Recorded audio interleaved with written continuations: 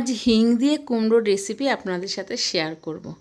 প্রথমে সর্ষের তেলে একটু কালো জিরে ফোড়ন দিলাম, তারপর ভেজানো ছোলা ছিল সেগুলো একটু দিয়ে দিলাম, তো পেঁয়াজ কুচি দিলাম আর শুকনো লঙ্কা দিতে ভুলে গেছিলাম প্রথমে।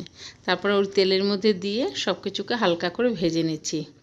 এবার পরিমাণ মতো নুন হলুদ দিয়ে দিলাম, আর যেটা মেইন ইনগ্রেডিয়েন্টস সেটা হচ্ছে হিং। এখানে আমি 1 চামচ মতো হিং দিয়েছি। দিয়ে ভালো করে এটা মিশিয়ে নিয়ে এবার কুমড়ো আর আলু একসাথে দিয়ে দিচ্ছি। এবার মিডিয়াম ফ্লেমে রেখে এটাকে ভালো করে মিশিয়ে নিচ্ছি। তারপরে এর মধ্যে আমি 2-3টে কাঁচা লঙ্কা আর 1 চামচ কাশ্মীরি লঙ্কার গুঁড়ো দিলাম সুন্দর একটা কালারের জন্য।